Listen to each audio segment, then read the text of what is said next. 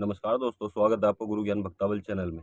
आज मैं आपको बताऊंगा कि एक भगत दूसरे भगत की शक्ति को बांध सकता है या नहीं बांध सकता। एक भाई ने मुझे कमेंट किया था, एक भाई ने क्या, मुझे बहुत सारे लोग कमेंट करते हैं इस चीज़ के ऊपर। अलग अलग वीडियो में कमेंट आते हैं कि कोई भगत ने हमारी देवी देवता की शक्ति रोक दी और उससे काम भी ले रहा है, किसी भगत ने हमारे देवी देवता को बांध दिया, किसी भगत ने हमारे देवी देवता की शक्तियों को रोक दिया या फिर उससे काम नहीं, मतलब कि अलग अलग तरीके के कमेंट आते हैं। इतने ध्यान में भी नहीं है। कुछ लोग यही पूछते क्या कोई भगत दूसरे के देवी देवता को बांध सकता है या नहीं बांध सकता, और उनसे काम ले सकता है या नहीं ले सकता। तो इस वीडियो में मैं आपको पूरी जानकारी दूंगा कि ऐसा हो सकता है या नहीं हो सकता। सबसे पहले तो मैं आपको बता दूं, देखिए, भगत के देवी देवता की शक्ति, ठीक है, कभी भी कोई नहीं बांध सकता। इस चीज को ये प्रमाण है, कोई भी भगत के देवी देवता की शक्ति नहीं बांध सकता। अगर एक बात मानिए, अगर किसी भगत के देवी देवता की शक्ति को बांध दिया जाए, ठीक, एक देवता की शक्ति को बांध दिया जाए, ठीक है, भगत की नहीं, एक देवता की शक्ति को, तो एक देवता, मान लीजिए सबल सिंह पौन है, कलवा पौन है, माता नथिया चौकी काल का, कोई सी भी देवी देवता ले लो, ठीक, सबल सिंह पौन को ले लो। सबल सिंह पौन को अगर कोई देवी देवता की शक्ति को बांधता है, ठीक है ना, तो वो सबल सिंह पौन जग में पूज रहे हैं, गिनती नहीं होगी कितने घरों में पूज रहे हैं, ठीक है। तो एक बात बताओ, अगर देवी देवता की शक्ति बंद गई तो वो बाबा सबल सिंह बावरी वहां पे कार्य किस तरीके से कर रहे हैं जो दूसरी जगह पे वो पूज रहे हैं? इस चीज का जवाब है, ठीक है। क्योंकि वो देखिए, एक घर में से अगर किसी भी व्यक्ति ने देवी देवता की शक्ति को बांध दिया और बाकी जगहों पे मान लीजिए 1 लाख घर है, ठीक है, 1 लाख में से 70,000 घरों में सबल सिंह बावरी पूज रहे हैं, ठीक, छोटी सी बात है, 70,000 घरों में सबल सिंह बावरी पूज रहे हैं। वैसे तो कोई गिनती नहीं है कितने घर में पूज रहे होंगे, लेकिन एक छोटा सा एग्जाम्पल दे रहा हूँ। अब इनमें से एक घर में से एक घर की किसी ने जादू बांध दिया, यानी कि सबल सिंह बावरी की शक्ति को बांध दिया, तो बाकी के जो घर बचे हैं, क्या सबल सिंह बावरी उन घरों में काम नहीं करेंगे? बिल्कुल करेंगे, क्योंकि शक्ति को कोई बांध ही नहीं सकता। शक्ति पर रोक लगती है। रोक के लिए आप कह सकते हो कि शक्ति को रोक दिया, ठीक है ना। अब शक्ति पर रोक कैसे लगती है? बहुत से लोग बोलेंगे कि भाई मेरे देवी देवता काम नहीं कर रहे, लेकिन घर सवारी आती है देवी देवताओं की, ठीक है, लेकिन काम नहीं होते। देवी देवता बोल के कुछ जाते हैं, वो काम होते नहीं है। देवी देवता पर्चे भी देते हैं, वो काम नहीं होते। तो उसे ही कहते हैं रोक लगना, ठीक है ना।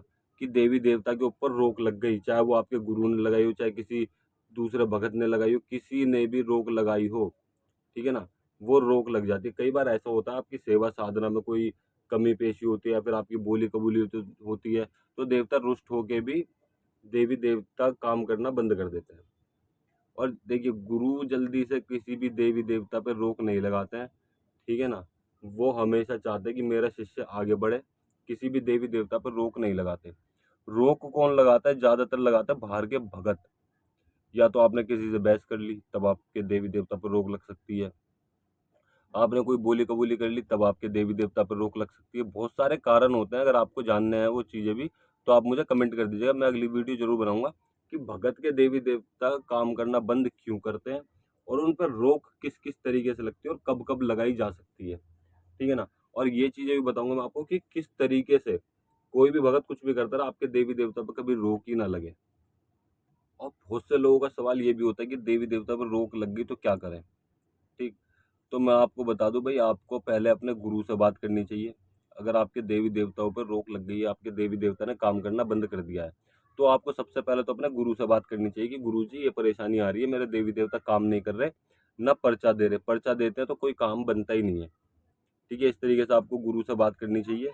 अगर आपके गुरु जी कुछ नहीं सुनते, या फिर वैसे तो सब चीज़ सुन लेते हैं, आपको पूजा पाठ बता देंगे सब चीज़, ठीक है, या फिर वो आपके खुद देवी देवता को खोल दें, कोई भी परेशानी नहीं होती। एक चीज और, कई लोग कमेंट करते हैं कि मेरे एक भाई ने कमेंट किया था, ये मेरे देवी देवता को बांध दिया है, और दूसरा, मतलब कि दूसरा भगत उसके देवी देवताओं से काम भी ले रहा है, जबकि उस जो जिसके देवी देवता हैं वो उनकी नहीं सुन रहे हैं। तो मैं आपको बता दूं, ऐसा नहीं हो सकता। अगर कोई व्यक्ति आपके देवी देवता को बांधता है तो वो काम नहीं ले सकता, ठीक है ना। जैसे काम वो आपके पास करेंगे, वो दूसरे के पास वैसे काम नहीं करेंगे। दूसरा क्या कर सकता है? उनको बंद कर सकता है रोग रूप में। जैसे और कभी भी बड़े देवी देवताओं को ऐसे नहीं किया जा सकता। और कुछ होते हैं जिनको जैसे मान लीजिए सबल सिंह बाबरी, वो आपके घर में से रोक दिया और सबल सिंह बाबरी उनके घर में ही पूछता, तो वो उनसे काम ले सकते हैं। भाई उनके घर में भी तो सबल सिंह बाबरी पूज रहे हैं ना, तो वो उनसे काम ले सकता है। तो लोगों को लगता है कि वो मेरे देवता से काम ले रहा है, जबकि वो अपने घर के देवी देवताओं से काम ले रहे हैं, ना कि आपके घर के देवी देवताओं से। अगर आपके घर के देवी देवता किसी भी भगत द्वारा रोके गए, किसी किसी के भी द्वारा रोके गए, तो दूसरा भगत उनसे काम नहीं ले सकता। इस चीज को आप याद रखिएगा, कोई भी भगत उन देवी देवताओं से काम नहीं ले सकता। जो कहता है ना कि मैंने इन देवी देवताओं से काम लिया, सामने वाले के देवी देवता मैंने बंद किए और उन देवी देवताओं से मैंने काम लिया, तो देखिए क्या होता है, वो सिर्फ देवी देवताओं को भोग देता है, भोग। वो भोग दे के काम कराएगा, बिना भोग दिए काम नहीं करा सकता। इस चीज को भी आप याद रखिएगा। अगर आप भी किसी देवी देवता की शक्ति को रोकते हैं तो आपको भोग देना पड़ेगा उनसे कोई भी कार्य कराने के लिए।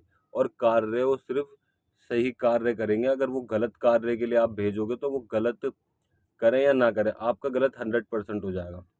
ठीक है, आपके साथ गलत 100% हो जाएगा, चाहे वो दूसरे का गलत करें या ना करें।